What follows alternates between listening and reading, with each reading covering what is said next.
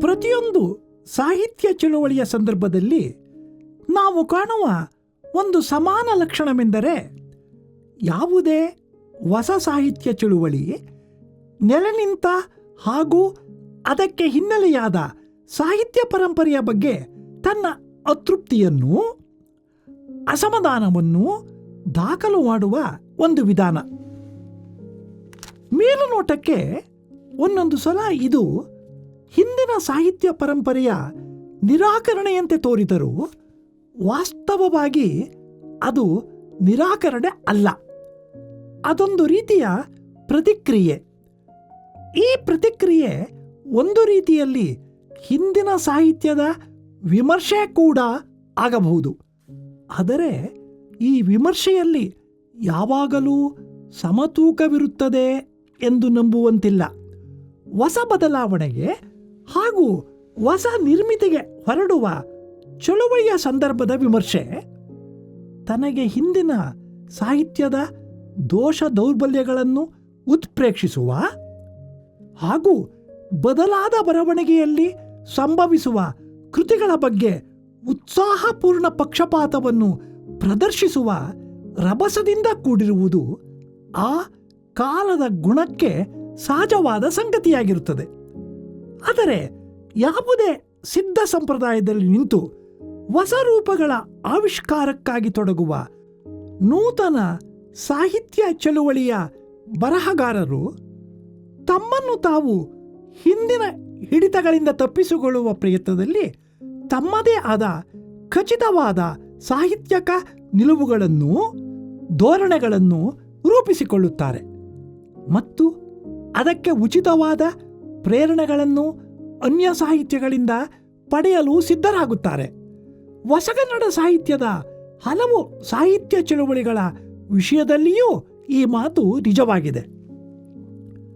ಮತ್ತೊಂದು ಸಂಗತಿ ಎಂದರೆ ಪ್ರತಿಯೊಂದು ಸಾಹಿತ್ಯ ಚಳುವಳಿಯೂ ಅಂದಂದಿನ ಐತಿಹಾಸಿಕ ಅಗತ್ಯವಾಗಿದ್ದು ಅದರ ಹಿಂದೆ ಹಲವಾರು ಸಾಂಸ್ಕೃತಿಕ, ಸಾಹಿತ್ಯಕ, ವೈಚಾರಿಕ ಒತ್ತಡಗಳಿರುತ್ತವೆ. ಹಾಗಲ್ಲದೆ ಕೇವಲ ವೈಯಕ್ತಿಕ ಪ್ರಯತ್ನವಾಗಲಿ, ಸಾಹಿತ್ಯ ಪರಂಪರೆಯೊಂದಿಗೆ ಸಂಬಂಧವನ್ನು ಇರಿಸಿಕೊಳ್ಳದ ತುರ್ತುಗಳಾಗಲಿ ನಿಜವಾದ ಸಾಹಿತ್ಯ ಚಳುವಳಿಯನ್ನು ನಿರ್ಮಿಸಲು ಸಾಧ್ಯವಾಗುವುದಿಲ್ಲ. ಯಾಕೆಂದರೆ ಸಾಹಿತ್ಯದಲ್ಲಿ ಬದಲಾವಣೆಗಳು ಮುಖ್ಯವಾಗಿ ಆಗುವುದು ಒಂದು ಬರಹದ ಸಂಪ್ರದಾಯ ತನಗಿಂತ ಇಂದಿನ ಬರಹದ ಸಂಪ್ರದಾಯಕ್ಕೆ ತೋರುವ ಸೃಜನಾತ್ಮಕ ಮುಖಾಮುಖಿ ಮತ್ತು ಪ್ರತಿಕ್ರಿಯೆಗಳ ಕಾರಣದಿಂದ. ಈ ದೃಷ್ಟಿಯಿಂದ ಹೇಳುವುದಾದರೆ ಯಾವುದೇ ಸಾಹಿತ್ಯ ಚಳುವಳಿ ಇನ್ನೊಂದು ಸಾಹಿತ್ಯ ಚಳುವಳಿಗೆ ವಿರೋಧಿಯಾಗಲಿ ಮಾರಕವಾದುದಾಗಲಿ ಅಲ್ಲ.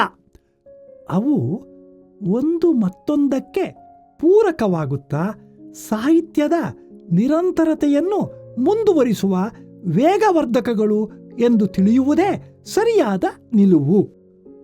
ಒಂದು ಸಾಹಿತ್ಯ ಚಳುವಳಿಯ ಸಂದರ್ಭದಲ್ಲಿ ತಮ್ಮನ್ನು ತೊಡಗಿಸಿಕೊಂಡವರೆಲ್ಲರೂ ಒಂದೇ ರೀತಿಯಲ್ಲಿ ಬರೆಯುತ್ತಾರೆ ಎಂದು ತಿಳಿಯಬಾರದು. ಸಾಹಿತ್ಯ ಚಳುವಳಿಯ ಒಟ್ಟು ನಿಲುವನ್ನು ಆ ಸಂದರ್ಭದ ಬರಹಗಾರರೆಲ್ಲರೂ ತಾತ್ವಿಕವಾಗಿ ಒಪ್ಪಿಕೊಂಡರೂ ಅವರವರು ತಮ್ಮ ತಮ್ಮ ವ್ಯಕ್ತಿ ಪ್ರತಿಭೆಗೆ ಅನುಗುಣವಾಗಿ ತಮ್ಮ ವ್ಯಕ್ತಿ ವಿಶಿಷ್ಟಾಭಿವ್ಯಕ್ತಿಯನ್ನು ಸಾಧಿಸಿಕೊಳ್ಳುತ್ತಾರೆ ಎನ್ನುವುದೇ ಒಂದು ಸಾಹಿತ್ಯ ಚಳುವಳಿಯ ಮಹತ್ವಕ್ಕೆ ಸಾಕ್ಷಿಯಾಗುತ್ತದೆ. ಹಾಗೆಯೇ ಅದೇ ಪರಿಸರದಲ್ಲಿಯೇ ಅಂದಂದಿನ ಸಾಹಿತ್ಯ ಚಳುವಳಿಯೊಂದಿಗೆ ತಮ್ಮನ್ನು ಗುರುತಿಸಿಕೊಳ್ಳದ ಸಾಹಿತಿಗಳು ಇರುವುದು ಸಾಧ್ಯವಿದೆ ಮತ್ತು ಅವರು ಚಳುವಳಿಯ ಹೊರಗಿದ್ದೂ ಅಂದಿನ ಸಾಹಿತ್ಯಕ್ಕೆ ಮೌಲಿಕವಾದ ಕೊಡುಗೆಯನ್ನು ನೀಡಬಲ್ಲರು ಎಂಬುದನ್ನು ನಾವು ಗುರುತಿಸಿಕೊಳ್ಳಬೇಕಾಗುತ್ತದೆ.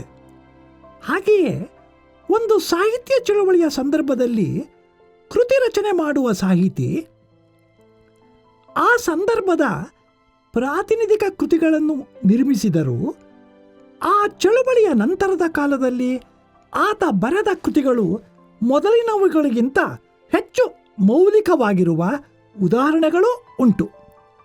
ಸಾರಾಂಶವೇನೆಂದರೆ, ನಿಜವಾದ ಸಾಹಿತಿ ತಾನು ಸಂಘಟಿಸಿಕೊಂಡ ಚಳುವಳಿಯ ನಿಲುವುಗಳನ್ನು ಮೀರಿ ನಿಂತಾಗ ಮಾತ್ರ ಶ್ರೇಷ್ಠವಾದ ಕೃತಿಗಳನ್ನು ಬರೆಯಬಲ್ಲ. ಯಾಕೆಂದರೆ ನಿಜವಾದ ಕೃತಿ ನಿರ್ಮಿತಿ ಎನ್ನುವುದು ಬರಹಗಾರನೊಬ್ಬನ ಸತ್ವ ಹಾಗೂ ವ್ಯಕ್ತಿ ಪ್ರತಿಭೆಯ ಪರಿಣಾಮ. ಸಾಹಿತ್ಯ ಚಳುವಳಿಗಳು ಏನಿದ್ದರೂ ಬದಲಾವಣೆಗೆ ತಕ್ಕ ಸಂದರ್ಭವನ್ನು ನಿರ್ಮಿಸಬಹುದು.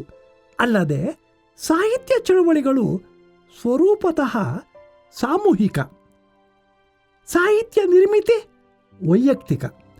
ಹೀಗಿರುವಲ್ಲಿ ಏಕಾಂತದ ಸೃಜನ ಪ್ರತಿಭೆ ಎಷ್ಟರ ಮಟ್ಟಿಗೆ ಸಾಮೂಹಿಕ ಚಳುವಳಿಯ ಚಿಂತನೆಗಳಿಂದ ನಿಯಂತ್ರಿತವಾಗಿರುತ್ತದೆ ಎನ್ನುವುದು ಈ ಹಂತದಲ್ಲಿ ನಾವು ಕೇಳಿಕೊಳ್ಳಬೇಕಾದ ಪ್ರಶ್ನೆಯಾಗಿದೆ.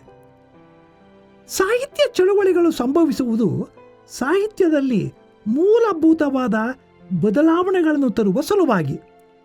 ಆದರೆ ಕೇವಲ ಬದಲಾವಣೆಗಳನ್ನು ತರುವುದಷ್ಟೇ ಅಲ್ಲ, ಈ ಬದಲಾವಣೆಗಳಿಂದ ರೂಪುಗೊಳ್ಳುವ ಸಾಹಿತ್ಯವು ಒಂದು ಗಟ್ಟಿಯಾದ ಪರಂಪರೆಯನ್ನು ನಿರ್ಮಿಸುವಂತಿರಬೇಕು. ಹಾಗಾದಾಗ ಮಾತ್ರ ಆ ಚಳುವಳಿಗೆ ಒಂದು ಮಹತ್ವ ಉಂಟಾಗುತ್ತದೆ. ಕನ್ನಡ ಸಾಹಿತ್ಯ ಪರಂಪರೆಯಲ್ಲಿ ನಾವು ಗುರುತಿಸಬಹುದಾದ ಚಳುವಳಿಗಳೆಂದರೆ ಹಳಗನ್ನಡ ಅಥವಾ ಮಾರ್ಗ ಸಾಹಿತ್ಯ ಚಳುವಳಿ, ನಡುಗನ್ನಡ ಅಥವಾ ದೇಶಿ ಚಳುವಳಿ, ನವೋದಯ, ಪ್ರಗತಿಶೀಲ, ನವ್ಯ, ದಲಿತ, ಬಂಡಾಯ.